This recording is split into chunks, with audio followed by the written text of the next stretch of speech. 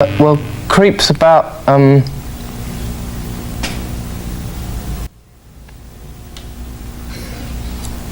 No, it's gone.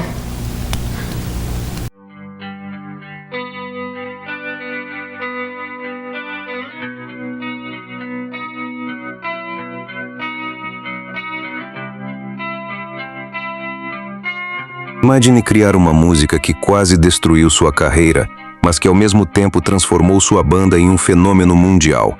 Uma canção rejeitada pelas rádios, criticada pela própria gravadora e que anos depois se tornaria um dos maiores hinos do rock alternativo de todos os tempos. Esta é a história de Creep, o sucesso inesperado que mudou para sempre o destino da banda Radiohead. Como uma música considerada um fracasso no seu início virou um clássico. Por que a banda chegou a ter uma relação de amor e ódio com seu maior sucesso? E quais são as histórias pouco conhecidas por trás de uma das canções mais marcantes dos anos 90? É isso que vamos descobrir agora. Quando Creep foi lançada, o mundo era completamente diferente. Não existiam redes sociais, smartphones ou a cultura digital que conhecemos hoje. Ainda assim, a mensagem da música parece conversar diretamente com os tempos atuais. Em uma era marcada pela comparação constante, pela busca por aceitação e pela exposição nas redes sociais, versos escritos por Thom Yorke no início dos anos 90 ganharam um novo significado. O sentimento de não pertencimento retratado em Creep continua ecoando entre milhões de pessoas ao redor do mundo. Ao longo das décadas, Creep foi regravada, reinterpretada e utilizada em séries, filmes, programas de televisão e apresentações ao vivo. Sua influência ultrapassou o rock alternativo e alcançou diferentes estilos musicais, provando que uma grande canção não depende de uma época específica para continuar relevante. Mais do que um sucesso comercial, Creep se transformou em um símbolo cultural. Uma música capaz de unir adolescentes dos anos 90, jovens dos anos 2000 e toda uma geração atual através de uma emoção intensa universal, a sensação de não se encaixar completamente no mundo ao seu redor. Porque às vezes a música que muda uma geração nasce justamente de um sentimento que ninguém gostaria de admitir que possui. Antes de se tornar um clássico, Creep era apenas uma música que muitos acreditavam não ter potencial para fazer sucesso. Quando foi lançada inicialmente em 1992 pelo álbum de estreia da banda, o Pablo Honey, a recepção foi morna. Algumas rádios pela Europa chegaram a considerar a letra excessivamente deprimente para tocar em sua programação. Parecia que o destino da canção seria o esquecimento. Mas algo inesperado aconteceu. A música foi parar em solo estadunidense e, aos poucos, estudantes universitários, fãs do rock alternativo, da cena grunge e ouvintes que se identificavam com a mensagem da música começaram a espalhar seu nome. O que a indústria não enxergou de imediato, o público percebeu rapidamente. Havia uma honestidade rara naquela composição. A interpretação vulnerável de Thom Yorke, somada à explosão das guitarras no refrão, criou uma combinação difícil de ignorar. Não era apenas uma canção sobre insegurança. Era um retrato emocional de pessoas que sentiam estar à margem, deslocadas ou diferentes dos padrões impostos pela sociedade. Você entende isso? O impacto de Creep foi tão grande que acabou carregando nas costas o álbum de estreia do Radiohead. Enquanto a canção alcançava o top 10 britânico, ficando em 7º lugar após seu relançamento em 93. A música também entrava nos Estados Unidos na Billboard Hot 100 americana, na posição 34. O álbum Pablo Honey deixava de ser apenas mais um disco de estreia para se transformar na porta de entrada de uma das bandas mais influentes da música contemporânea. Enquanto milhares de fãs aguardavam ansiosamente para ouvir os primeiros acordes da canção, os integrantes buscavam evoluir artisticamente e escapar do rótulo de banda de um sucesso só. Isso não iria acontecer posteriormente com outros grandes hits da banda nos anos seguintes. Mas era uma batalha curiosa, fugir justamente da música que lhes abriu as portas para o reconhecimento mundial.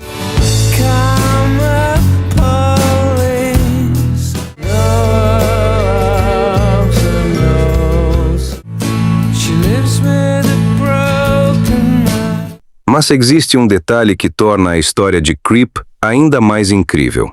Segundo Thom Yorke, a música nasceu de um sentimento profundamente pessoal. Inspirada por uma mulher que chamou sua atenção durante um show, mas com quem ele nunca teve coragem de falar, Creep transformou insegurança, admiração e rejeição em uma das letras mais sinceras dos anos 90. Curiosamente, nem dentro do próprio Radiohead todos acreditavam naquela canção. Quando Tom apresentou a demo ao guitarrista Jonny Greenwood, ele não ficou impressionado, não curtiu aquela balada, achou que ela era simples e até melosa demais.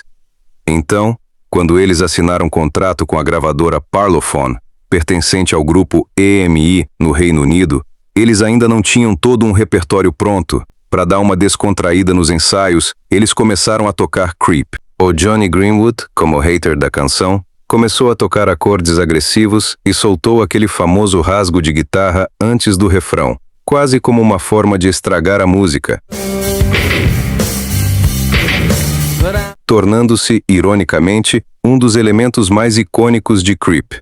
Os produtores do álbum, Sean Slade e Paul Q, quando escutaram aquela sonoridade, adoraram o contraste do verso limpo com o refrão porrada, e juntos os produtores levaram a música até a gravadora, que decidiram lançar como o primeiro single do álbum em setembro de 1992. O sucesso, porém, teve um preço. À medida que Creep conquistava o mundo, Thom Yorke passou a enxergar a música como uma sombra sobre o restante da carreira da banda.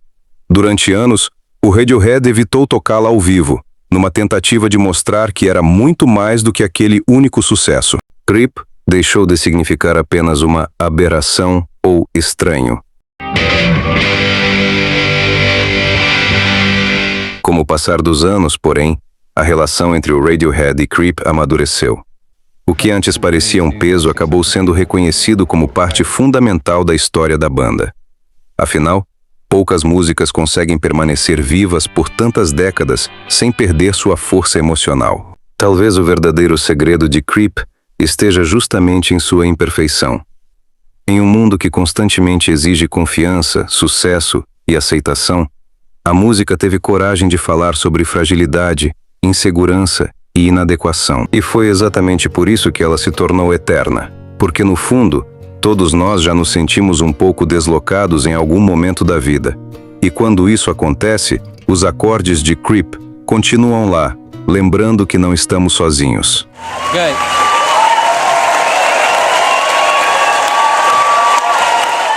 Mais de 3 décadas depois, Creep, que em tradução livre significa aberração ou esquisitão, continua provando que as músicas mais poderosas nem sempre são aquelas que falam sobre quem gostaríamos de ser, mas sobre quem realmente somos. Isso continua sendo uma verdade para muitas pessoas nos tempos atuais. Quem nunca em uma parte da vida já se sentiu assim? Por isso Creep é tão poderosa e atemporal.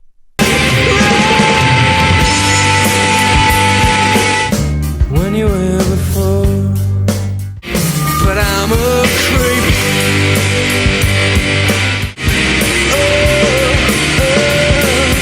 Recentemente, Creep voltou a ganhar força nas plataformas digitais e nos charts de streaming mais de 30 anos após seu lançamento original. Voltou a figurar entre as canções de rock mais consumidas nos Estados Unidos. Entrou nas 50 músicas mais ouvidas do Spotify global.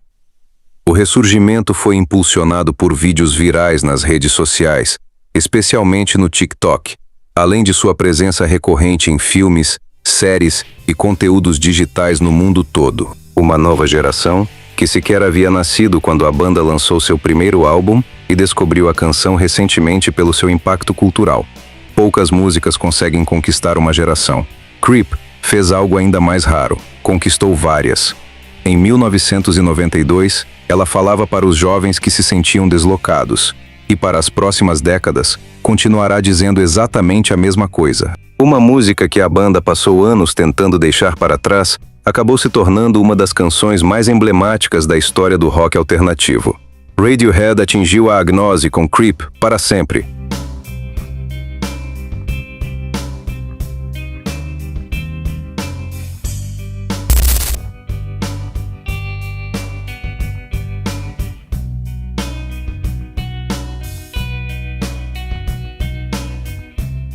Obrigado por ficar até aqui neste vídeo. Se inscreva no meu canal, deixe um like como agradecimento porque aqui é o nosso estúdio de memória.